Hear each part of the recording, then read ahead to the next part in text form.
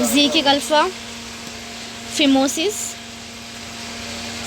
इसे हम इस तरह से डिफाइन करेंगे, this is inability to retract the prepuce over the glans penis due to narrow preputial orifice. इसमें जो प्रीप्यूजियल ओरिफिस होती है वो नैरो हो जाती है, जिसकी वजह से जो प्रीप्यूज है पेशेंट उसको रिट्रैक्ट नहीं कर पाता over the glans penis. Normally ये ओरिफिस जो होती है प्रीप्यूजियल ओरिफिस कहलाती है। ये प्रीप्यूजियल स्किन है और दिस इज फोर स्किन जिसे प्रीप्यूज भी कहते हैं।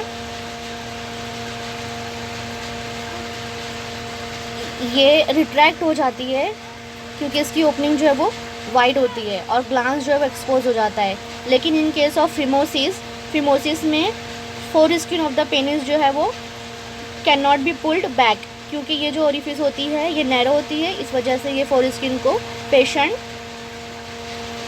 रिट्रैक्ट नहीं कर पाता over the glance.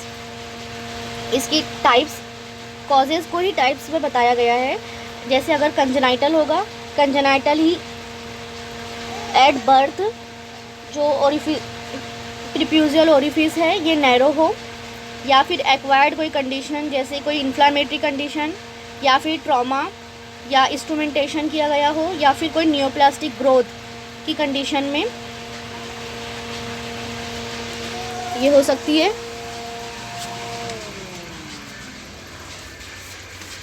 Causes congenitally pin hole meatus हो और बलूनिंग ऑफ प्रोप्यूज ड्यूरिंग यूरिनेशन इसमें मिलेगा। पेशेंट की जो बच्चे की मदर होगी वो कंप्लेन करेगी कि हर बार यूरिनेशन के वक्त जो प्रीप्यूजियल स्किन है या फोर स्किन होती है ये इसमें बलूनिंग होती है और वो रिट्रैक्ट नहीं कर पाती है। इसी तरह से जो एक्वायर्ड कॉजेज़ है इसमें इन्फ्लामेटरी कॉजेज़ में है बेलेनाइटिस, ये इन्फ्लामेशन ऑफ ग्लांस होता है। इसी तरह से बेलेनोपोस्थाइटिस, इसमें इन्फ्लामेशन ऑफ ग्लांस और साथ में प्रीप्यूज और सैक भी हो जाता है। ये कॉमन कंडीशन है स्पेशली डायबिटिक पेशेंट में। इसी तरह से ट्रॉमेटिक में इंस्ट्रूमेंटेशन किया जाए जैसे सिस्टोस्कोपी वगैरह, या फिर यूरेथ्रल डायलेटेशन किया जाता है, उस कंडीशन में ट्रॉमा होगा। ट्रॉमे के नतीजे में वहाँ इंजरी होगी, इंजरी के बाद वुंड हीलिंग फाइब्रोसिस होती है। फाइब्रोसिस की वजह से जो प्रीप्यूजियल स्किन होती है वो नैरो हो जाती है। इसी तरह अगर प्रीप्यूजियल स्किन के नीचे कोई नियोप्लास्टिक ग्रोथ हो जाए, कोई कार्सिनोमेटस ग्रोथ हो जिसकी वजह से वो अडहेयर हो जाती है ग्लांस के साथ, तो प्रीप्यूजियल स्किन इस कंडीशन में भी रिट्रैक्ट नहीं कर पाता है मरीज़। जो फिमोसिस के पेशेंट होते हैं वो कुछ कंडीशन से मोर बहुत ज़्यादा प्रोन होते हैं, जैसे कि उनमें रिकरेंट इन्फेक्शन के चांसेस होते हैं, लाइक बेलेनाइटिस, बेलेनोपोस्थाइटिस या फिर पोस्थाइटिस वगैरह। इसी तरह से वहाँ पर स्मिग्मा का कलेक्शन होता है जो कि एक प्री कैंसरस या कार्सिनोजेनिक मटेरियल होता है। ये प्रीप्यूज के नीचे जमा होने लगता है, ये वाइट कलर का मटेरियल होता है।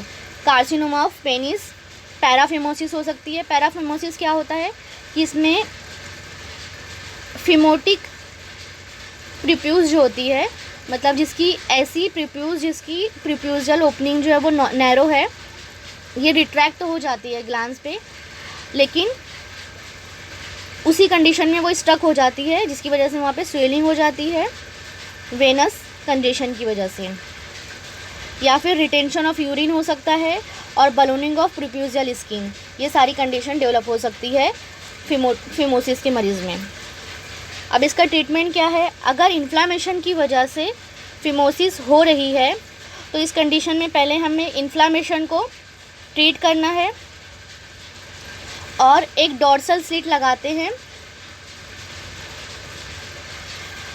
और पेशेंट को एंटीबायोटिक और एंटी इन्फ्लामेटरी मेडिसिन स्टार्ट कर देते हैं।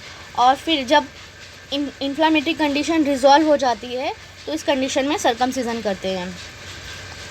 अब सर्कमसिजन जो है ये बच्चों में जनरल एनेस्थेशिया के अंडर और अडल्ट्स में लोकल एनेस्थेशिया के अंडर किया जाता है।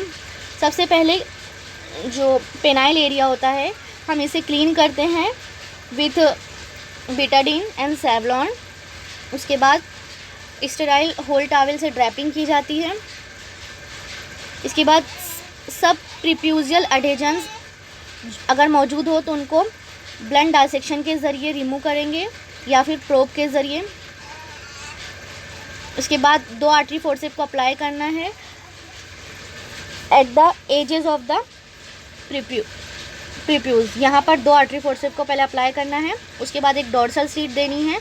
डॉर्सल स्लिट देने के बाद 5 mm जहाँ पे प्रीप्यूज ग्लांस से जुड़ी होती है इसके 5 mm डिस्टली इंसिजन देना है और सर्कमफेरेंशियली प्रीप्यूज को कट करना है। इसके बाद जो रिमेनिंग पार्ट होगा प्रीप्यूज का उसको स्टिच कर देंगे इस तरह से। इसके बाद प्रॉपर बीटाडीन से क्लीनिंग करेंगे और गॉस पीस अप्लाई कर देंगे। कभी कभी यहाँ पर हम सुप्राटुली या फिर पैराफिन गॉस का भी इस्तेमाल करते हैं।